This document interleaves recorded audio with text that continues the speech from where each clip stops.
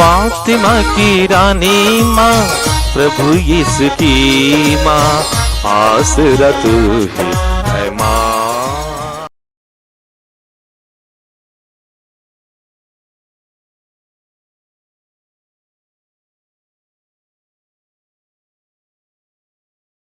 आगमन का तीसरा इतवार। पहला पाठ नबी इसायास का ग्रंथ, अध्याय 35, पद संख्याएं 1 से 6 और 10 तक। मरुस्थल और निर्जल प्रदेश आनंद मनाए, उजाड़ भूमि हर्षित होकर फले फूले, वह कुमुदनी की तरह खिल उठे, वह उल्लास और आनंद के गीत गाए। उसे लेबानोन का गौरव दिया गया है, कारमेल तथा शारोन की शोभा। लोग प्रभु की महिमा तथा हमारे ईश्वर के प्रताप के दर्शन करेंगे। थके मांदे हाथों को शक्ति दो, निर्बल पैरों को सुदृढ़ बना दो। घबराए हुए लोगों से कह दो, ढारस रखो, डरो मत। देखो, तुम्हारा ईश्वर आ रहा है, वह बदला चुकाने आता है, वह प्रतिशोध करने आता है, वह स्वयं तुम्हें बचाने आ रहा है। तब अंधों की आंखें देखने और बहरों के कान सुनने लगेंगे। लंगड़ा हरिन की तरह छलांग भरेगा और गूंगे की जीभ आनंद का गीत गाएगी, क्योंकि प्रभु द्वारा छुड़ाए हुए लोग लौटेंगे। वे गाते बजाते हुए सियोन लौटेंगे। वे चिरस्थायी सुख शांति लेकर आएंगे। वे आनंद और उल्लास के साथ लौटेंगे। दुख और विलाप का अंत हो जाए। दूसरा पाठ संत याकूब का पत्र, अध्याय 5, पद संख्याएं 7 से 10 तक। भाइयों, प्रभु के आने तक धैर्य धरिए। किसान को देखिए जो खेत की कीमती फसल की बाट जोहता है। उससे प्रथम और अंतिम वर्षा के आने तक धैर्य धरना पड़ता है। आप लोग भी धैर्य धरिए, हिम्मत न हारिए, क्योंकि प्रभु का आगमन निकट है। हे भाइयों, एक दूसरे की शिकायत नहीं कीजिए, जिससे आप पर दोष न लगाए जाए। देखिए, न्यायकर्ता द्वार पर खड़े हैं।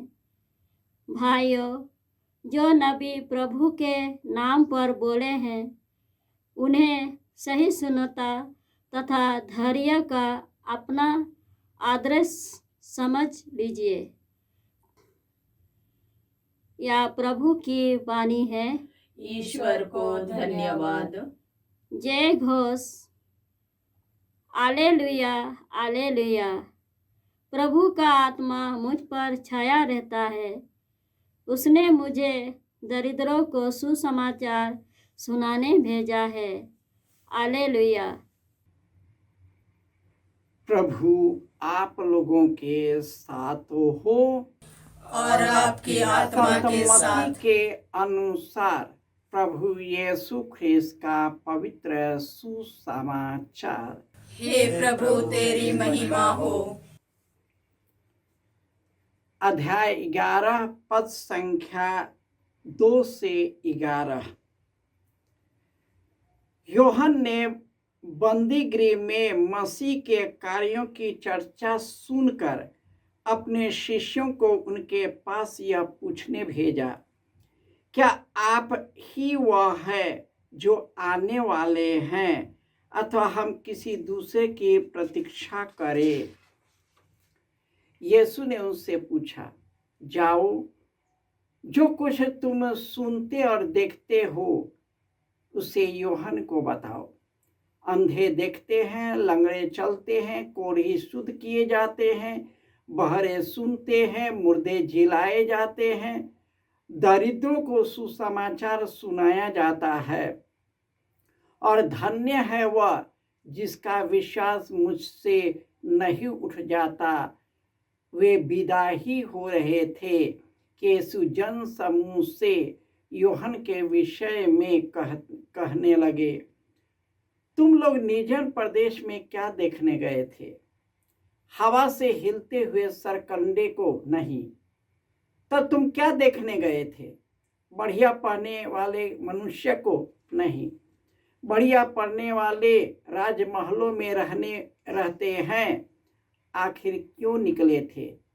नबी को देखने के लिए? निश्चय ही मैं तुमसे कहता हूँ, नबी से भी महान व्यक्ति को। यह वही है जिसके विषय में लिखा है, देखो मैं अपने दूत को तुम्हारे आगे भेजता हूँ, मैं तुम्हारे आगे तुम्हारा मार्ग तैयार करूँगा।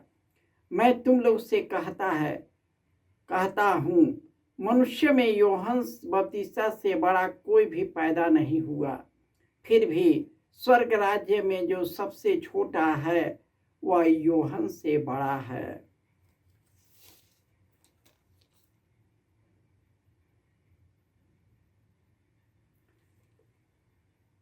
यह प्रभु का सुसमाचार है। हे क्रिस्त तेरी स्तुति हो। ख्रिस्त में प्यारे भाइयों और बहनों, आज आगमन का तीसरा रविवार है और आज के पहले पाठ में नबी ईसायास के ग्रंथ से ईश्वर अपने लोगों को वापस लाने, आनंदित होने और उसे शक्ति देने का आश्वासन देता है, सांत्वना का आश्वासन देता है। मेरे लोगों को सांत्वना दो, शक्ति बढ़ाओ, पैरों को सुदृढ़ बनाओ, घबराए हुए लोगों को कहो ढाढ़स रखो, मत डरो। और आज के दूसरे पाठ में नबी संत याकूब के पत्र से ईश्वर का वचन कहता है, प्रभु के आने तक धैर्य रखिए।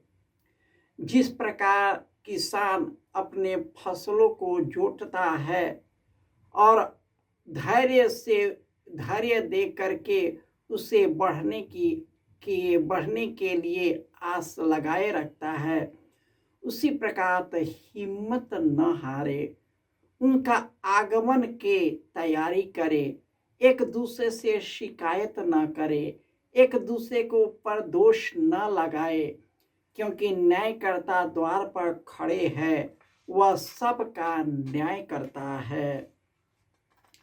इसी प्रकार जब यूहन्ना के शिष्य ने मसीह की चर्चा सुनी तो अपने शिष्यों को उसे पूछने भेजा कि आप के कौन हैं? आप ही हैं या कोई दूसरा आने वाला है? यीशु कहते हैं कि जो तुम सुनते हो, देखते हो, उसे यूहन्ना को बताओ।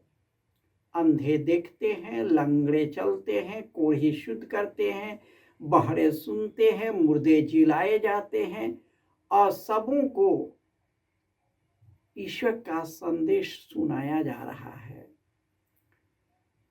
और यह सब सुनने के बाद यीशु यूहन्ना के बारे में बोलते हैं कि मनुष्य में यूहन्ना जैसा कोई पैदा नहीं हुआ, परंतु यहाँ जो है यूहन्ना से भी महान है।